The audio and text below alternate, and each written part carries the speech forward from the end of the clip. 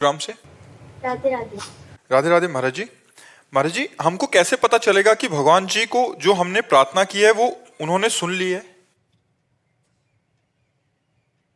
जैसे हम भगवान से प्रार्थना कर रहे हैं और हमारा हृदय शीतल होता जा रहा है, एक आनंद की अनुभूति होती जा रही है, तो हमारी बात भगवान सुन रहे हैं और वो बात वही सुनेंगे जो भाव भरी होगी।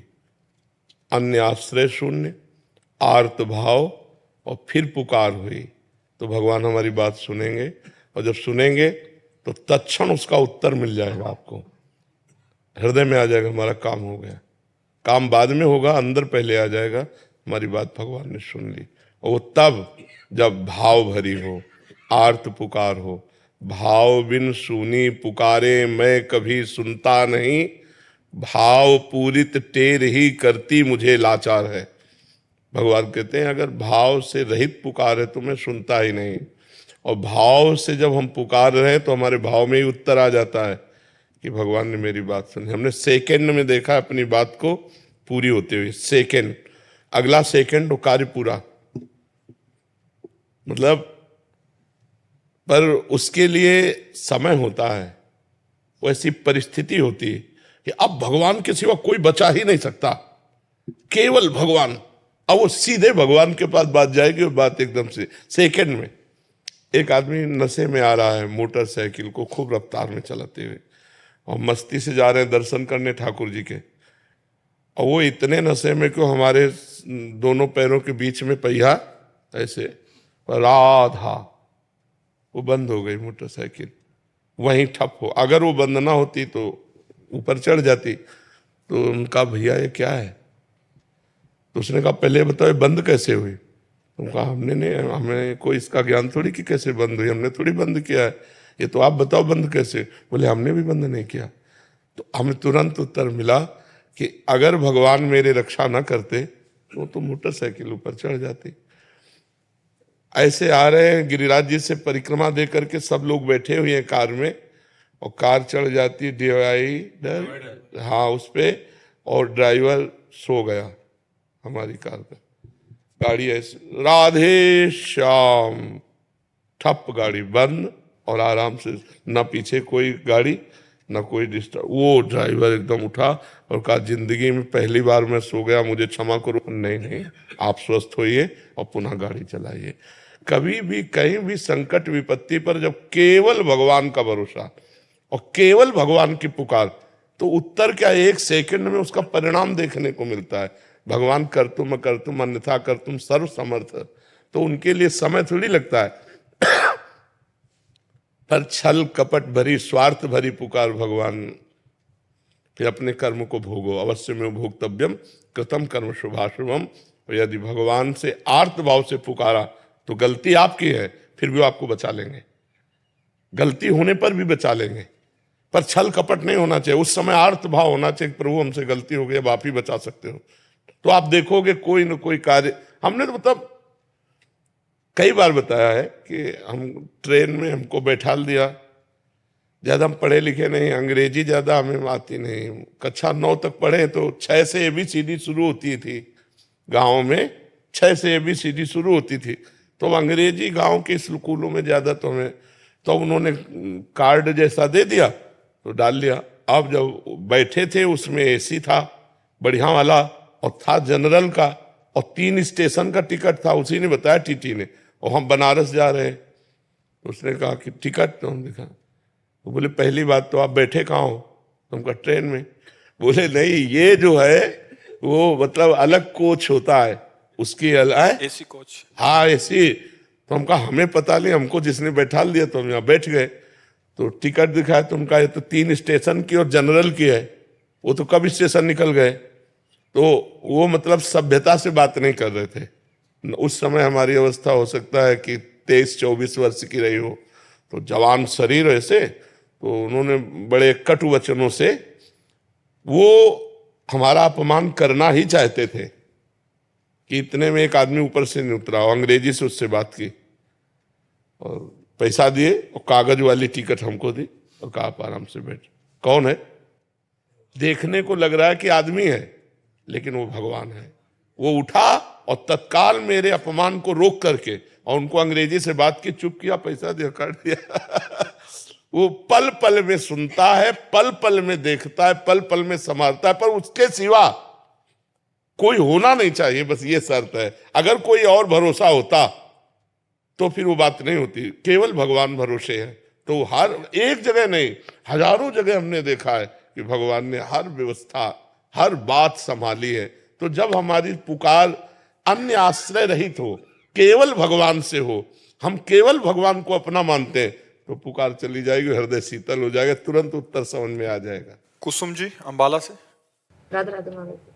राधे राधे महाराज जी। महाराज जी, सतोगुण, रजोगुण और तमोगुण किन कारणों से अपना प्रभाव डालते हैं? क्या ये हमारे द्वारा किए गए कर्मों के कारण अपना नहीं प्रभाव नहीं दिखाते नहीं, इनका प्रभाव ही है। जैसे गर्मी है, सर्दी है, बरसात है, ये सब पर अपना प्रभाव डालती है ना। इसका कोई कर्मों से लेना देना नहीं। साधु हो, दुरा असाधु हो, बच्चा हो, बूढ़ा हो, मनुष्य हो, पशु हो, पक्षी, सर्दी है तो सब पर है, गर्मी है तो सब पर। ऐसे त्रिगुण माया है, सतोगुण, रजोगुण, तमोगुण, इनका चक्कर चलता रहता है, पूरे सबके हृदय में चलता रहता है। अब भजन के द्वारा इनको मिटाया जाता है। जैसे कोट्स, पैंट, टोप लगाकर हम सर्दी से बचते हैं, ऐसे 3 गुणों से बचना है तो भजन करना पड़ेगा। नाम जप के द्वारा हम तमोगुण को नष्ट करते हैं, रजोगुण को नष्ट करते हैं, सतोगुण को, भोजन सात्विक, तभी कहते हैं मुर्गा मछली मत खाओ, शराब मत पियो, पराई माता बहनों की तरफ गंदी दृष्टि मत रखो। इससे तुम्हारा रजोगुण तमोगुण कम हो जाएगा। सात्विक भोजन पाओ, सतोगुण बढ़ेगा, अच्छे विचार, पवित्र क्रियाएं, धीरे धीरे भगवान में इतना तन्मय हो जाओ कि कर्ता भाव भी चला जाए, तो सतोगुण, रजोगुण, तीनों गुणों से आप मुक्त हो गए, माया मुक्त हो गए। और माया मुक्त हो गए तो भगवान प्राप्त हो गए। इनका प्रभाव सब पे रहता है, साधु असाधु, घर गृहस्थी, लड़का बच्चा बिटिया, सबके ऊपर रहता है। 3 गुणों का चक्र ऐसे चलता है जैसे प्रकृति के द्वारा जो सर्दी गर्मी बरसात दी जाती है सबको प्राप्त होती है, ऐसे सतोगुण रजोगुण तमोगुण सबको प्राप्त होता है। अब जैसे जो आहार राक्षसी करता है तो उसमें तमोगुण की स्थिति रहेगी, सतोगुण जरा सा आया चला गया। जो राजसिक करता है तो उसमें रजोभाव, काम आदि इच्छाएं नाना प्रकार की, और तम की भी वृत्ति रहेगी, पर रहेगा रजोगुण। अब जैसे सतोगुण है तो काम क्रोध आदि ऐसे आए और गए, उसके टिकेंगे नहीं, क्योंकि सतोगुणी व्यक्ति है, उसमें क्षण मात्र के लिए आए चढ़े गए। लेकिन तमोगुणी व्यक्ति में वही स्थिति बनी रहेगी, दया आदि क्षण मात्र के लिए आए बस चले गए। तो हमको क्या करना, रजोगुण और तमोगुण दोनों को त्यागना है। पहले सात्विक भोजन, सात्विक जल, सात्विक वातावरण, सात्विक ग्रंथ, सात्विक दृश्य, सब सतोगुणी हो तो हमारे अंदर सतोगुण बढ़ेगा, रजोगुण तमोगुण को दबा देगा। और फिर जब भजन बनेगा तो गुणातीत हम हो जाएंगे, सतोगुण का भी त्याग कर देंगे, तब माया मुक्त जीव होता है। इसका प्रभाव सब पर पड़ता है। भजन के द्वारा ही से रोका जा सकता है, दूसरा कोई उपाय नहीं। जैसे सर्दी पड़ रही तो हम अच्छे कपड़े पहन लिए, कंबल ओढ़ लिए, अग्नि के पास बैठ गए तो सर्दी से बच गए। ऐसे ही सतोगुण रजोगुण तमोगुण मायाकृत प्रभाव से बचना है तो राम राम कृष्ण कृष्ण हरि हरि आपको जपना होगा। नाम जपने से ही आपका ये त्रिगुण आत्मा जो माया का प्रभाव है उससे बचाव हो सकता है, दूसरा कोई नहीं हो सकता। कार्तिक कपूर जी दिल्ली से। श्री हरिवंश महाराज। श्री हरिवंश महाराज जी, आपके चरणों में कोटि कोटि प्रणाम। महाराज जी, जैसे एक साधक प्रभु से मिलने के लिए उनके विरह में तड़पता है, मगर बहुत मुश्किल कोई ऐसा होगा, बहुत मुश्किल कोई ऐसा होगा जो भगवान से मिलने के लिए तड़पता हो। ये सब मतलब ऐसा समझो करोड़ों भक्तों में कोई एक होगा। भजन कर लेना, खा पी के सब वो बैलेंस बना के चल, भगवान के लिए तड़पना, मतलब इस बात पर जरा आइए, जैसे भूख से कोई तड़प रहा है, प्यास से कोई तड़प रहा है, ऐसे वो भगवान के लिए तड़प रहा है। ये तो करोड़ों भक्तों में, करोड़ों संसारी पुरुषों में नहीं, करोड़ों भक्तों में कोई एक ऐसा होगा जो तड़प रहा हो हृदय से। थोड़ी देर रो के आंसू दिखा देना वो बात अलग है। मान लो हम रो रहे हैं, चर्चा भगवान की चल रही और चिंतन कोई और चल रहा है, अंदर से चिंतन चल रहा है किसी दुखद घटना का संसारिक, और उसके प्रभाव से हम रो रहे हैं, और सामने दिखाई दे रहा है कि कितना बड़ा भगत है, भगवान की चर्चा में रो रहा है। ऐसा नहीं है। भगवान के लिए तड़प करके जो रो रहा है, सतरति सतरति सा लोकांतार्यति, वो स्वयं तर जाता है, स्वयं तर जाता है, लोगों को तार देता है। तो ऐसा भक्त कोई बिरला ही होता है। तो क्या प्रश्न है? महाराज जी कह रहे हैं कि काफी बार महाराज जी आपको देखा कि कोई पद चल रहा है या नाम चल रहा है या श्री जी के विषय में सुनते ही आप श्री के नेत्रों से अश्रु प्रवाह होने लगता है। महाराज जी ये एक प्रेम का कैसा स्वरूप है? खास बात नहीं, आंसू तो बहुत ही लोग डालते रहते हैं। अब हमारे प्रभु की चर्चा हुई, मेरे प्रभु हैं, उनके लिए तो वो खास बात अंदर की होती है, बाहरी नहीं। खास बात जैसे कोई दिल को मसला करे, शायद इसको ही इश्क कहते हो। इश्क माने प्यार, उर्दू में उसे इश्क कहते हैं, हिंदी में उसे प्रेम कहते हैं। तो शायद जैसे हमारे दिल को कोई मसला करे हर समय, हे प्रभु कब मिलोगे, हा नाथ, क्योंकि अब आपके सिवा कोई है नहीं, पूरा जीवन हो गया आपके लिए, जीवन की शाम होने जा रही, अब भी नहीं मिलोगे, कैसे मिलोगे, कब मिलोगे। अब वो विकल हो गया, अब रोना आ गया, अब अंदर ही अंदर तड़प रहा, गंभीर शांत है, अंदर अंदर तड़प रहा है। अब वो जो अंदर कुछ होता है उसे प्रेम कहते हैं। बाहर रोना या हा कृष्ण कह के चिल्ला देना, वो 1 मिनट के लिए हम बनावटी भी कर सकते हैं, लेकिन अंदर बनावटी नहीं होता, अंदर असली बात होती है। तो शायद इसको ही इश्क कहते हो, जैसे कोई दिल को मसला करे। जो मैं ऐसा जानती प्रीति के दुख होए, नगर ढिंडोरा पीटती यदि प्रीति न करियो कोई। मीरा जी कह रहे, अगर मैं ऐसा जानती कि प्रीति करने से ऐसा दुख होता है, मैं पूरे नगर को बोल देती प्रेम मत करना कृष्ण से, क्योंकि वो पीड़ा सहन करना मुश्किल होता है। दरस बिन दुख न लागे नैन, जब से तुम बिछुरे पिए प्यारे, कबहु न पायो चैन, दरस बिन दुखन, हा कृष्ण हा पतित पाव। वो अंदर का विषय, बाहर से मौन बैठा है, अंदर से प्रेम का कोई बाहरी लक्षण नहीं है। ये जैसे कंप आ जाना, रो देना, ये तो किसी और कारणों से भी हो सकता है। वो अंदर का विषय, अनुभव स्वरूपम सूक्ष्मतरम प्रतिक्षण वर्धमानम कामना रहितम। जो प्रेम का स्वरूप है, कोई कामना नहीं, सूक्ष्म से सूक्ष्म, केवल अनुभव में आने वाला, और प्रतिक्षण बढ़ता रहता है प्रेम। ये भगवान की कृपा से मिलता है किसी भाग्यवान को। महाराज जी अभी जैसे शरीर की अवस्था 18 वर्ष है, तो माता पिता के आश्रित है, तो इसमें सबका आश्रय छोड़ के प्रभु का आश्रय सिर्फ कैसे? अंदर से माँ में प्रभु, पिता में प्रभु, छोड़ना थोड़ी, उसी में और मानना है। मेरे भगवान मेरे माँ है, मेरे पिता है, इनके चरणों के प्रताप से मैं भगवान को देख पा रहा हूँ। मेरी माँ है भगवान, मेरा पिता है भगवान, कहीं भागने की जरूरत थोड़ी। मंदिर में हम काष्ठ मूर्ति या पाषाण मूर्ति या अष्टधातु मूर्ति में भगवान की भावना कर सकते हैं? नहीं। मंदिर काहे का बना होता है? सीमेंट का, पत्थर का नहीं बना होता। तो ये 5 भौतिक मंदिर है, कितना बढ़िया मंदिर है। और इस मंदिर के गर्भगृह में, हृदय में भगवान वास करते, सबके हृदय अछत विकारी। अगर हम अपनी माँ में भगवान को देख पावे, अपने पिता में भगवान को देख पावे, और बूढ़े माता पिता की सेवा कर पावे, तो मुझे लगता है इससे बड़ा मंदिर में जाकर सेवा करने की जरूरत नहीं पड़ेगी, वही भगवान मिल जाएंगे। अपने माता पिता को छोड़ दे और वो बूढ़े हैं, अब उनकी सेवा नहीं हो पा रहे, और मंदिर में जाके दूध चढ़ाओ तो तुम्हारा कल्याण नहीं होने वाला, कल्याण नहीं होने वाला। समझ रहे हो ना? कुछ छोड़ना नहीं है, भगवान जो हैं उनको पहचान लेना है, उन्हीं का आश्रय लेना है। माँ में भगवान है, पिता में भगवान नहीं। जब भगवान चले जाते हैं तो देखो, माता पिता के शरीर को जला दिया जाता है कि नहीं, या किसी के शरीर को जला दिया जाता है। आदर तो हम भगवान का ही करते हैं, अंदर से भगवान चले गए तो फिर हम शरीरों का आदर नहीं करते। कोई भी हो, कितनी देर लगाए रहोगे छाती से? आखिरकार ये कहना ही पड़ेगा पैसा देके कि जला दो भाई इस शरीर को। क्यों? क्योंकि वो चले गए, और वो जो थे वो भगवान थे, सब में भगवान बैठा हुआ है। आचार्य दीपक शर्मा जी। श्री हरिवंश महाराज जी, गुरुदेव प्रणाम। गुरुदेव, क्या शिष्य के पाप से गुरुदेव का भजन मार्ग अवरुद्ध हो जाता है? नहीं, बिल्कुल नहीं। ऐसा हो तो फिर गुरुदेव को तो फिर बहुत ही दुर्गति हो जाए। हजारों शिष्य हैं, स्वयं किए हुए कर्म का फल जीव को भोगना पड़ता है। हाँ, शिष्य अपराध कर रहा है और गुरु देख नहीं रहे। एक न सुने एक नहीं देखा, गुरु शिष्य अंध बधिर कर लेखा। हम देख रहे हैं कि शिष्य हमारा अपराध कर रहा है, हम उसे देखते हुए भी अनदेखा कर रहे हैं, उसको सावधान नहीं कर रहे, अब हमारा दोष है। यदि हम उपदेश कर रहे हैं कि आपको ऐसा नहीं करना चाहिए, फिर आप ऐसा करते हैं, तो आप नरक के भागी होंगे, आप दुख भोगेंगे, हमारा आपसे कोई संबंध नहीं। आज्ञा उल्लंघन करने वाला शिष्य शिष्य नहीं कहा जाता, आज्ञा का पालन करने। ऐसा तो गुरुजनों के बड़े बड़े सिद्ध महापुरुषों के अनुयायियों में देखा गया कि वो उनकी आज्ञा के विपरीत चलते हैं, तो फिर तो गुरु की सदगति रुक जाए। तो गुरु तो साक्षात परब्रह्म परमात्मा में स्थित अभेद भाव से हो गए, ब्रह्मविद ब्रह्म ही भवति, तो अब उनकी स्थिति को कोई विचलित नहीं कर सकता है। हाँ, ये जरूर है कि शिष्य बनाने का कर्तव्य निर्वाह करे, कि अपने शिष्यों को सतमार्ग का उपदेश देता रहे, असत मार्ग से हटाने की प्रेरणा करता रहे। अगर वो ना हटे तो फिर वो जाने अपने कर्म का भोग वो भोगेगा। जी।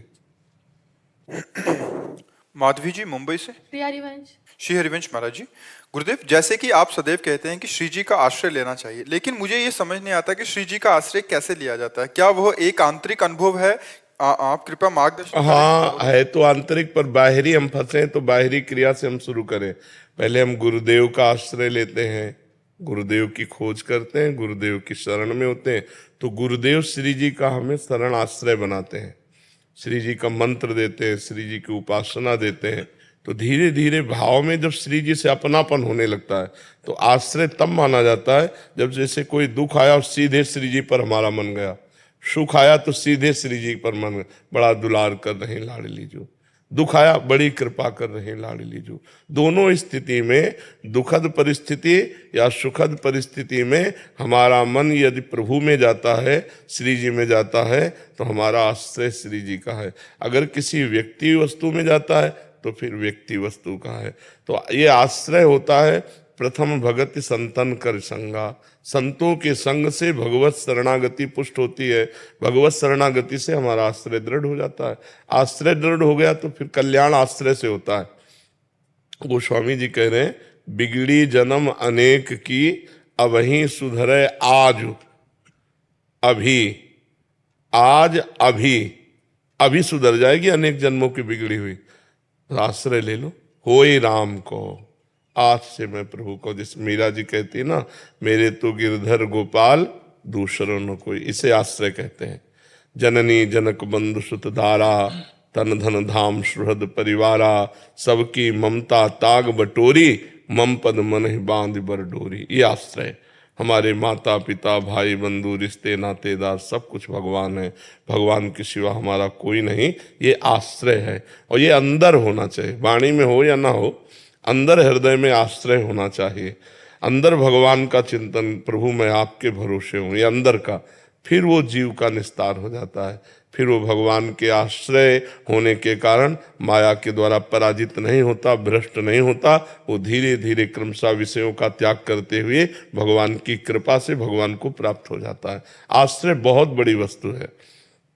जब हमारा भगवत आश्रय जैसे जैसे होने लगेगा, हम निर्भय हो जाएंगे, निश्चिंत हो जाएंगे, निशोक हो जाएंगे। हम देखेंगे हमारे दिमाग में बैठकर भगवान वही करवाते हैं जो करना चाहिए, वही बुलवाते हैं जो बोलना चाहिए, वही सोचवाते हैं जो सोचना चाहिए। वो अपनी सोच, बोलने और क्रिया तक का कर्ता नहीं बनता, वो भगवान सब कुछ करवा रहे, वो देख रहा है, सब कुछ भगवान करवा रहे। हमारे हृदय में बैठकर, हमारे माइंड में बैठकर, हमारी वाणी में बैठकर, हमारी दृष्टि में बैठकर सबको पावन कर रहे हैं। वो ये भावना आश्रय, आंतरिक आश्रय, भगवान का आश्रय। आश्रय में बहुत बड़ा बल है। तो एक ग्रंथ में पढ़ा था आश्रय की बात, कि एक भेड़ चलाने वाला बहुत सी बकरियों को और भेड़ों को चरा रहा था। उनमें से एक बकरी शाम के समय था तो झाड़ी चुगने में इतना मस्त हो गई कि सब भेड़ें बकरियां चली गई और वो अकेली रह गई। अब जब उसे सुध आई तो उसने कहा कि ये तो घोर जंगल है और हमारा रक्षक तो चला गया, हमारा समुदाय चला गया, अब तो मुझे कोई भेड़िया आदि हिंसक जीव खा जाएंगे। तो प्यास लगी थी तो पानी की तरफ बढ़ी तो नदी के किनारे एक पंजा देखा बहुत जोर का। उसने देखा जिसके पंजे में इतनी जान है कि इतना गहरा धंसा हुआ, इतना तेजस्वी, तो शायद ये किसी बलवान का पंजा होगा। तो पानी पिया, इतने में भेड़िया आ गया लाल टपकाते हुए, बकरी को देखते। बकरी ने कहा, ए इस पंजे को देख लो। ये मुझे, जो इसने देखा, अरे पंजा तो शेर का, शेर से बैठल गया, भेड़िया भगा।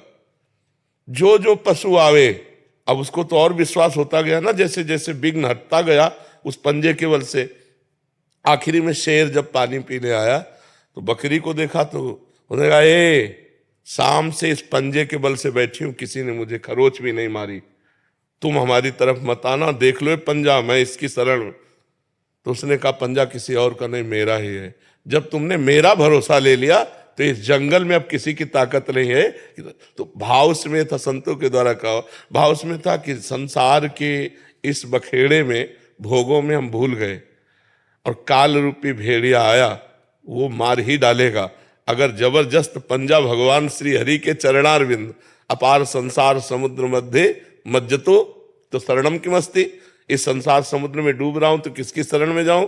तो गुरु कृपालु कृपया वदेत श्री विश्वेश्वर पादाम्बुज दीर्घ नौका, श्री भगवान विश्वनाथ जी के चरणारविंद। तो जो भगवान के चरण आश्रित हो गया, मृत्यु काल संकट विपत्ति सब भाग जाते हैं, और भगवान उसको अत्यंत दुलार करते हैं जो भगवान के आश्रित होता है। हम लोग भक्ति करते हैं लेकिन आश्रय व्यक्ति का है, आश्रय रुपया का है, भगवान का आश्रय नहीं है। कोई बिरला होता है भगवान के आश्रित। अपनी कामना पूर्ण करने के लिए तो हम कह सकते हैं कि भगवान देखो हम तुम्हारे सहारे हैं, ये काम बना दो, लेकिन भगवान का आश्रय अंदर से होना वो बहुत कठिन है, जबकि कुछ नहीं लगता, केवल हृदय से समर्पित होना होता है। पर वो सुनेरी मैंने निर्बल के बलराम, जो अपने में निर्बलता देख ली, अनाश्रित देख लिया, अशरण देख लिया कि अब मेरा कोई नहीं। जैसे द्रौपदी ने आखिरी बात देखी, अब दांत से साड़ी हटी तो निर्वस्त हो जाएंगे। तो हा द्वारिका आवासिन गोविंद, भगवान चीर अवतार धारण कर। गजेंद्र ने देखा अब कोई बल नहीं, जितने हाथी हाथिनियां थी वो चली गई सब। अब तो जरा से झटके में बस डूब जाओ, हे हरि। वो आश्रय जो अंतिम समय गजेंद्र ने आश्रय लिया, द्रौपदी ने आश्रय लिया, अन्य आश्रय सब छोड़ करके, ऐसे ही जो अन्य आश्रय छोड़कर एकमात्र भगवान का आश्रय, और कुछ करने की जरूरत नहीं। जहां आश्रित हुए तो आश्रय दाता भगवान का मधुर मधुर नाम चलता रहता है, क्योंकि स्मृति होती है। और जहां अंदर से स्मृति हुई, देखो बैंक में रुपया रखा है, तुम्हारे पास तो नहीं, लेकिन स्मृति में तुम्हारे बैठा है, और उसी का एक गर्व बना रहता है, मेरे पास इतने। और जिसको जहां जैसे रुपये का अपबल, तपबल और बाहुबल, चौथो बल है दाम, सबसे अलग सूर किशोर कृपाते सब बल, हारे को हरि नाम। जो भगवान के आश्रित हो